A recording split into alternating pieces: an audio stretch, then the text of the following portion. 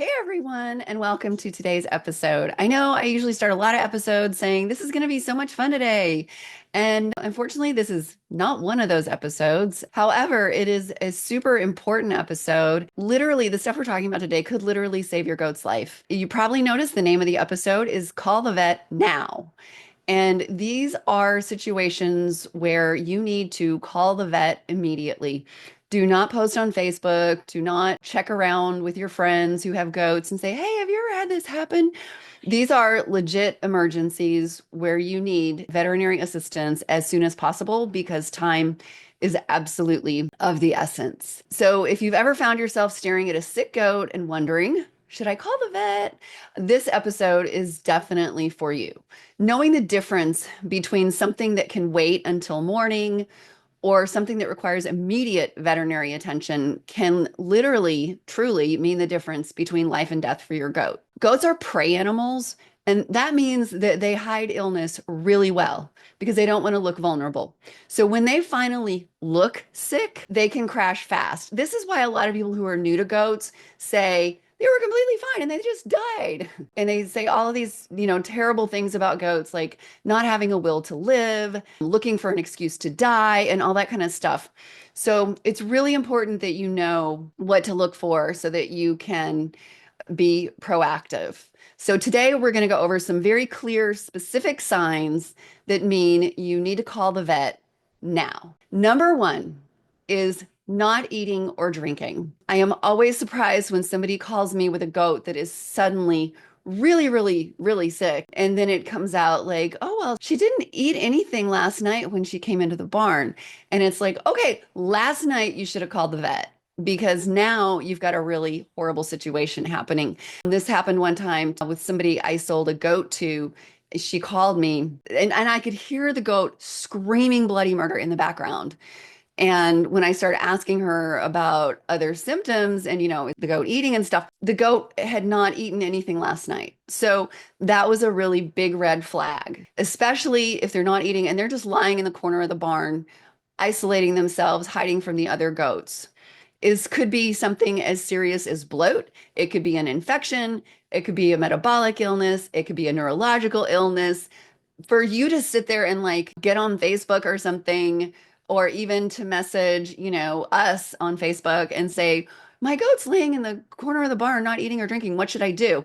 Call the vet. That's what you should do. Because if that's the only thing that you're seeing, it could be just about anything from A to Z. That is one of the first really big signs you've got something serious going on here.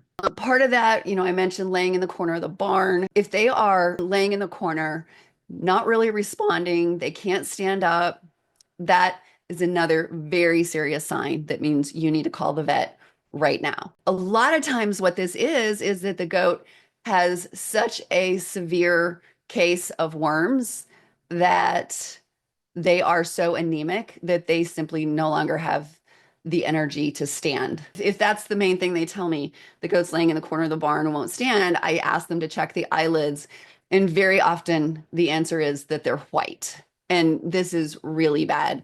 So the other thing about this is that if you have a goat in that situation, many times they're going to be dehydrated. So one of the things that you need to do, if you're waiting for the vet to call you back or something, is that you need to get water into that goat. I'll never forget the time that we found a goat in the pasture that couldn't stand. We brought him into the barn. Initially, he couldn't even hold his head over the bucket to drink water. I used a big drenched syringe. I was holding his head up and very slowly gave him water, and he was swallowing it. Then he was finally able to hold his head up and drink water. And that was just a really bad case of parasites. But if I had just totally focused on the parasites and not gotten water into him, he would have died. At that point, he was in no condition to even get water for himself. So again, you should absolutely call the vet, but if you're waiting for the vet to call you back or something, keep in mind the fact that that goat very well could be dehydrated and you need to get some water into him. In a case like that, what a vet might do is do sub-Q fluids to get the goat rehydrated quickly as soon as they see the goat. But if a goat cannot stand, again, it could be anything, especially could be a neurological thing like meningeal worm, which attacks the spinal column. And so you could have a goat there that's literally paralyzed. It could be something like goat polio, thiamine deficiency, listeriosis. We've got episodes on all of those things, but it's really important. You get them to the vet immediately so that you can get the correct treatment started, because a lot of those things will kill a goat within 24 hours very easily if you don't get the correct treatment started. So you don't have time to waste by saying, oh, let's try this. Maybe it's meningeal worm. Let's just try a dewormer. Or maybe it's a thiamine deficiency. So let's just try a really high dose of B complex. You really don't have time for that when you've got one of these things happening, because they can die so quickly. Now, if your goat is also screaming, usually you don't have a goat walking around screaming, although you do sometimes. But if the goat is screaming, like the lady that called me and I could hear my former goat that she bought screaming in the background, that is a really bad sign. Because remember, I said goats are prey animals. The last thing they want to do is tell the world, hey, I'm in pain. Now is a great time to come attack me and have me for lunch. So if a goat is screaming, something really bad is happening. And again, there's so many different things that it could be. You don't want to waste time guessing and trying this treatment or that treatment and hoping and waiting, to see if it helps. Pain is a sign that you should not ignore at all. What can happen with this sometimes is if they're screaming like that, it can be bloat. Now, I want to explain, first of all, what bloat is, because I get so many emails and messages from people saying, oh, my goat gets bloated every afternoon. That is not bloat. Bloat is a true emergency that can kill your goat very quickly if it is not treated. So it doesn't mean that they have a big belly. A lot of times when people, like especially if they say, oh, the goat is bloated every afternoon, what's really happening is that the goat is stuffing itself. So a lot of times what they think is bloat is actually hay belly. And that is that this goat has a very high load of parasites. They are metabolically starving. And so they go out there and they just stuff themselves all day long until their belly is huge. And so the owner thinks they are bloated. But the reality is they've just eaten so much because they are severely anemic and they've lost a lot of body condition and that kind of stuff. So if a goat is truly bloated, there's an article on the website about bloat, but the name for bloat actually is ruminal tympany. And the reason is because the abdomen, not only is it distended, but it's very, very tight, like a drum, which is where ruminal tympany comes in, is that the rumen is like a drum. And so when you try to press into the belly, a normal belly that's full of hay, when you press into it, it's like pressing into cookie dough. It feels squishy. If you're on the left side of the goat, you are literally pressing into all the hay or grass that the goat has stuffed themselves with during the day. And so it stays pressed in because you're pressing into hay. If it is bloat, it is kind of like pressing on the top of a table. If you are able to press in at all, it just immediately bounces right back because it's not full of hay, it's full of gas. And that gas needs to be relieved as soon as possible. If you're familiar with bloat, you might be able to treat this yourself. Like I said, we have an article on the website. A smaller goat, like an ounce, whatever kind of cooking oil you have in your house. For a larger goat, 2 ounces. And that will help to relieve the bloat in most cases. But you might want to get a call into your vet, even if you started that, to let them know what's going on. Because if it doesn't work, you need to get them in there as soon as possible. There may be some people on Facebook who say, oh, you need to puncture the rumen. I really would not recommend that somebody do that who is just listening to a person on Facebook telling you to do it. Because let's just think about that for a second. Like, are you prepared to deal with now a puncture wound, which could get infected, could cause tetanus and all kinds of other problems? So you might solve the bloat, but you might have just traded that for another problem, even more severe, that could kill your goat too. So it's really important to take bloat very seriously. If this is a tiny kid that's bottle fed, it could be abomasal bloat. And in that case, you really should call the vet immediately. Ruminal bloat in adults is much easier to treat because that's the first stomach. And so when you give them oil, that goes into the rumen and it helps to dissipate that gas. However, abomasal bloat in a kid without a functioning rumen, the abomasum is their second stomach. That's where milk goes because when they tip their head up like that, it closes the esophageal groove so that milk does not go into the rumen. Milk in the rumen would upset a kid's stomach. So the milk goes immediately into the abomasum. Now, the problem is treating abomasal bloat is much more challenging. And so you're much more likely to need a vet's help to treat abomasal bloat than ruminal bloat. Another sign that you've got a really sick goat on your hands is if they are grinding their teeth. And they may or may not be laying in the corner of the barn when they're doing this. And you might just think, oh, this is a weird habit. Why is my goat grinding their teeth all of a sudden? Because you can hear it. And that is a sign of pain in goats. So if you hear them doing that, it means they've got some kind of pain happening. If this comes on suddenly and is accompanied by other symptoms, it is definitely time to call the vet immediately. But you can also see teeth grinding in a goat that has a chronic condition. On my website, you may have seen an article about skin cancer in goats. And my doe, Lizzie, wound up with skin cancer on her rectum when she was about 11 years old. And when that happened, it was just the most hideously painful looking thing I have ever seen. And we realized that it was time to put her down when she was grinding her teeth every time she pooped. The last I heard, nobody has had a successful treatment for skin cancer in goats, but that's a whole nother topic. We actually have a podcast episode on that also. Typically, where you do see skin cancer on goats is on the rectum because there's no hair there, and goats carry their tail over their back, unlike sheep, which carry their tail down. So that's why that's a really common place for goats to get skin cancer.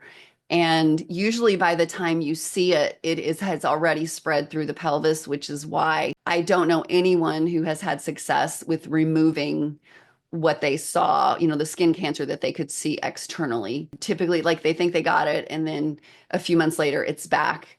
And the goat winds up being put down at some point because, like Lizzie, she was just in so much pain.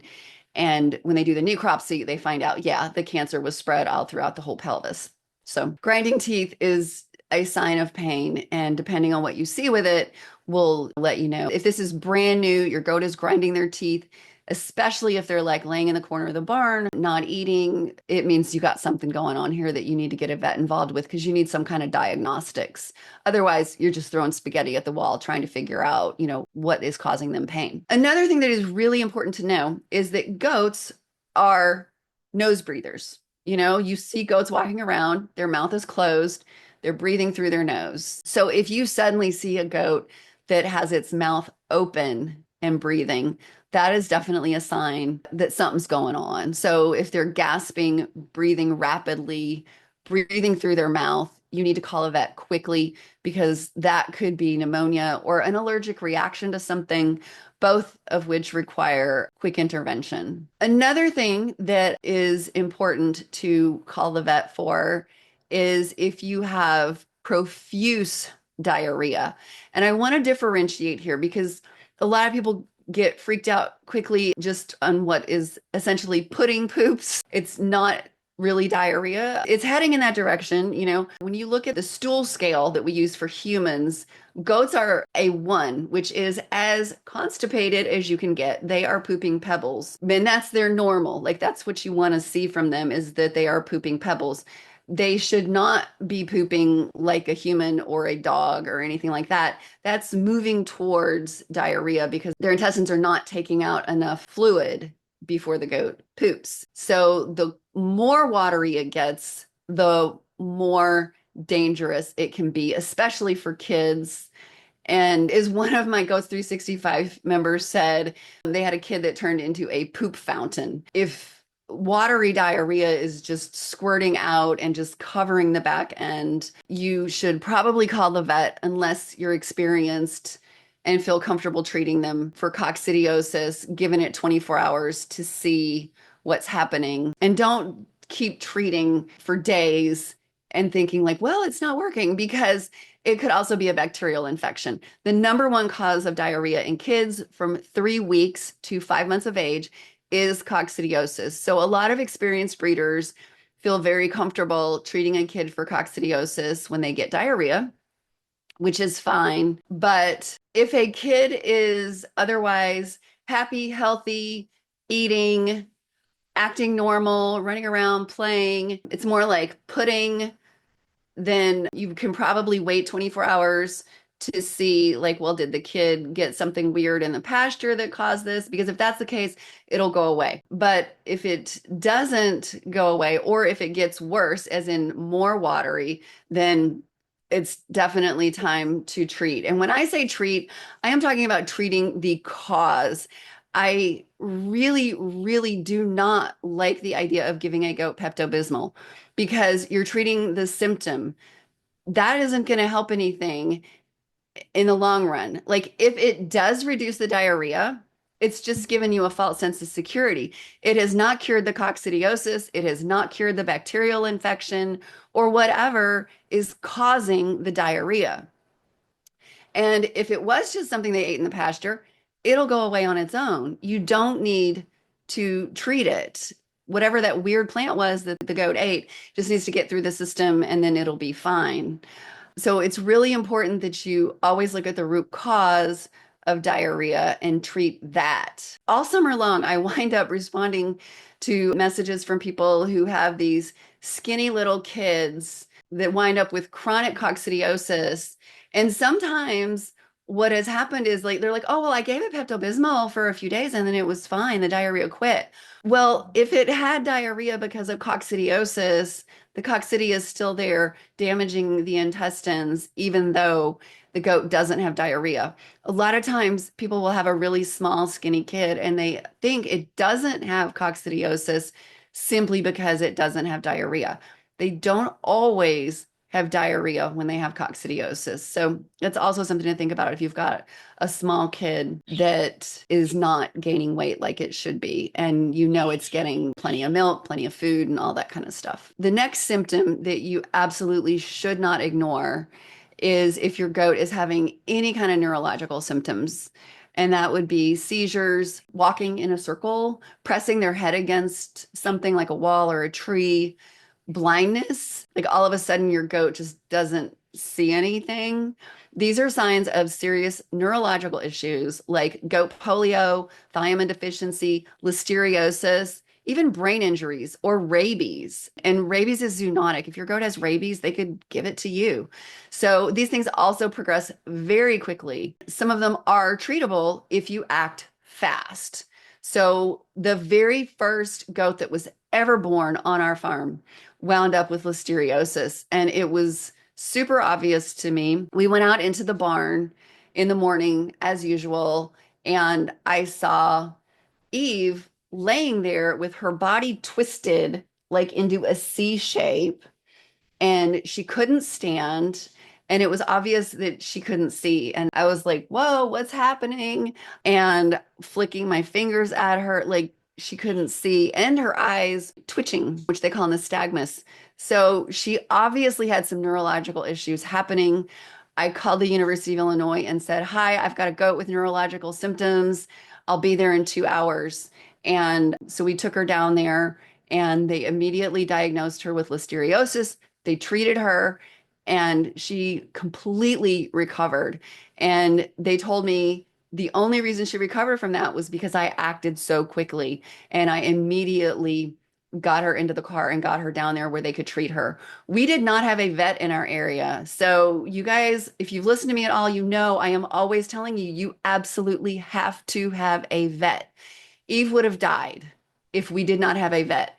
And remember, I just said I drove her 2 hours to get her to the University of Illinois vet clinic because we did not have a local vet at that time in our area who did large animals. And that's kind of the story for a lot of people. You know, we've been out on our farm for 23 years now, and the large animal vets have come and gone. At the moment, we have one. I think this one might stay around a little longer than most because she raises cattle and she's got ties to the area. So I think maybe we've got one that's going to stay this time. But, you know, there have been times where I had to drive 2 hours to get vet care, Or I had a mobile vet that drove 2.5 hours to get to me. Yeah, that was a very expensive trip charge. So it is really, really important that you have a vet because in a situation like this, I would have been on the phone like saying, "Hey, do you see goats? Do you see goats? Do you see goats?" If I didn't know that I could take her to the university, I don't know that I would have found a vet close enough to take her to. So it's very important to do that because you never know when you are going to need diagnostics or surgical procedures or prescription drugs. And you need those things sometimes to save a goat's life. The next thing I want to mention is a goat's inability to urinate and straining. They're straining to pee and nothing's happening. This is most common in wethers, and it usually means a urinary blockage, which is caused by bladder stones. A lot of people say kidney stones, but that's not where the stones form in goats. We've got a whole episode on urinary calculi with Dr. Van Son. So wethers and even bucks too, because they have a very, very small urethra. So something the size of a grain of sand can block them and keep them from being able to pee.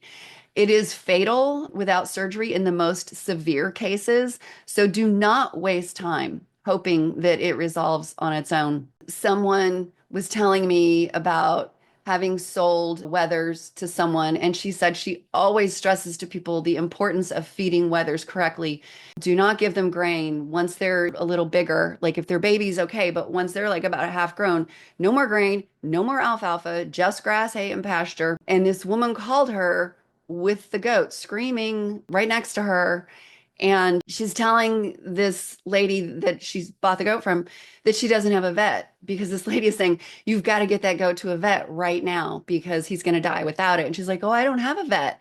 And the goat died. Urinary calculi is absolutely not something to play around with. You've got to get them to a vet right away. And yeah, I know you're going to see people on Facebook going, "Oh, I gave my goat ammonium chloride and that cleared it right up."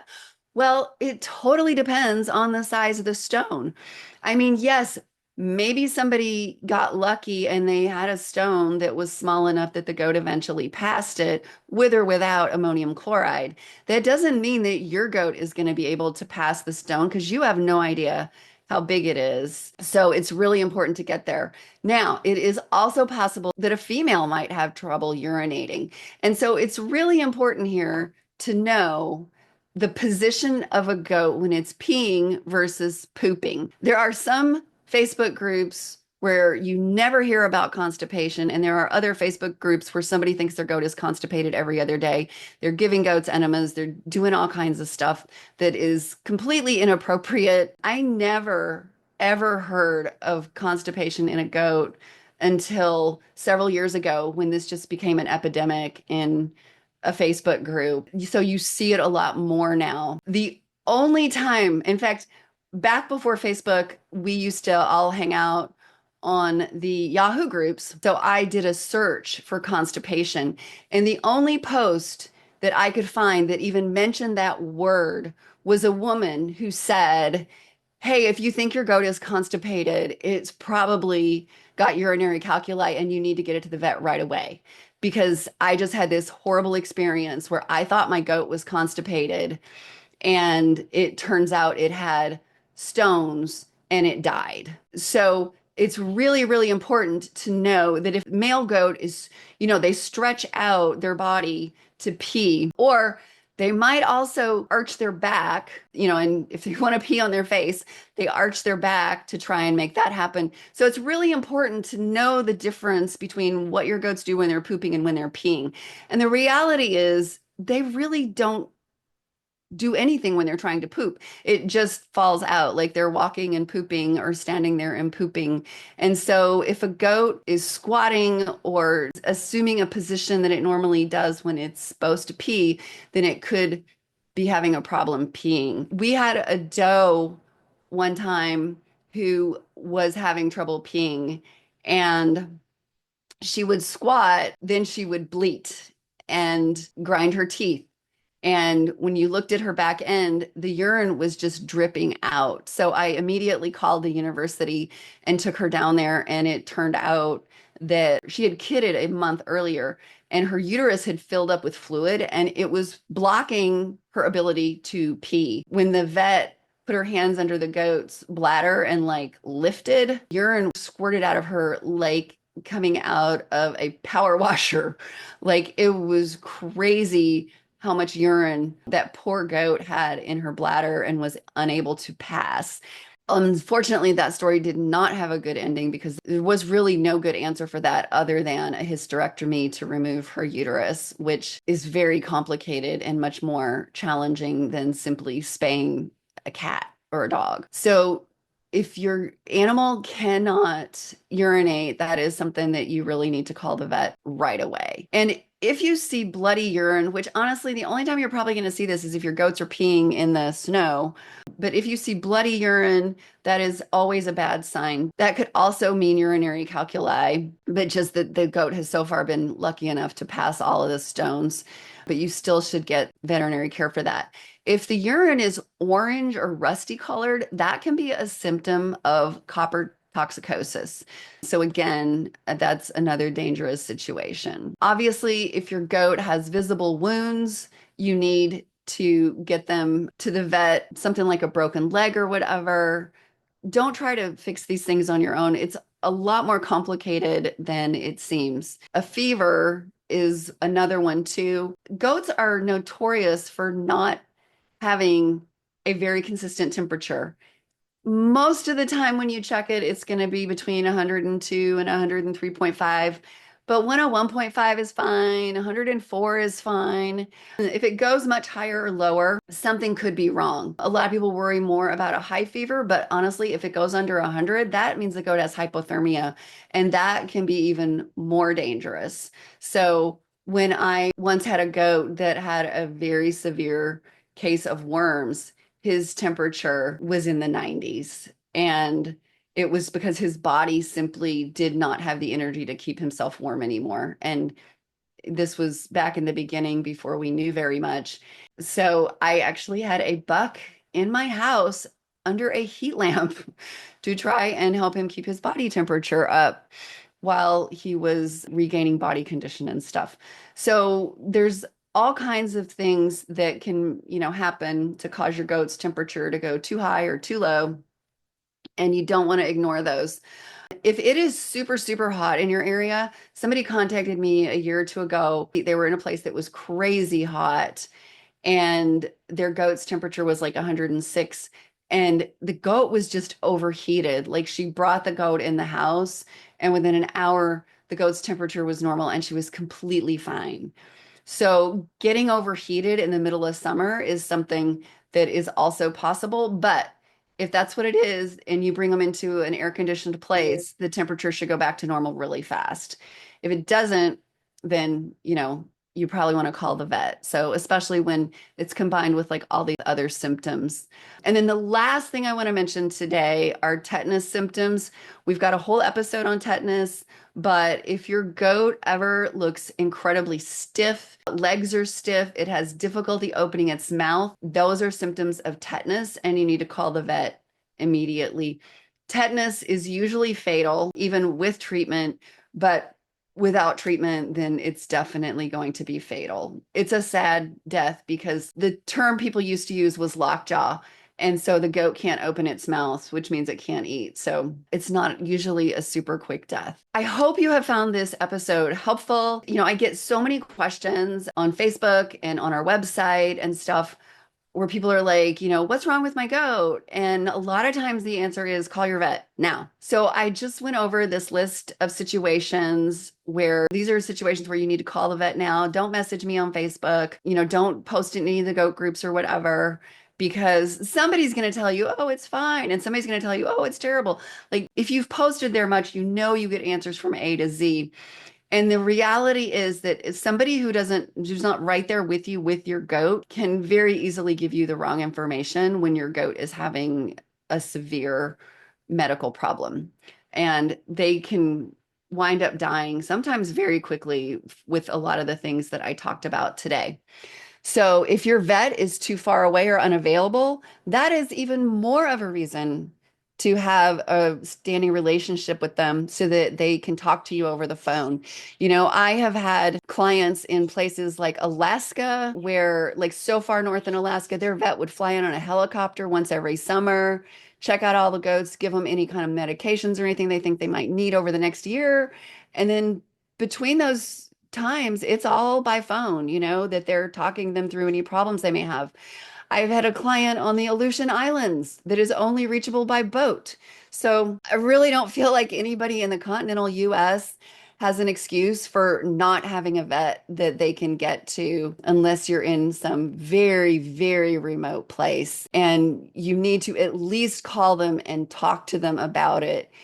Somebody contacted me one time and they let their poor doe in labor suffer for 4 days before she finally died from sepsis because they got this crazy idea from Facebook that a goat in labor is just going to die like boom really fast if she's got a problem. And it's like, no, they don't. Like, they just can't get the kid out. And then the kid dies, and then the goat becomes septic because she's got these decomposing kids inside of her. If she had called a vet, she would have known that she had plenty of time to take the goat in, that the goat was not going to die before she got there. So it's really, really important to have a vet that you can talk to in emergency situations to get really realistic information about what's going on. I hope you have found this episode helpful. Please share it with your fellow goat owners. And if you haven't already, check out some of our other episodes. Thank you so much for listening, and I'll talk to you again soon.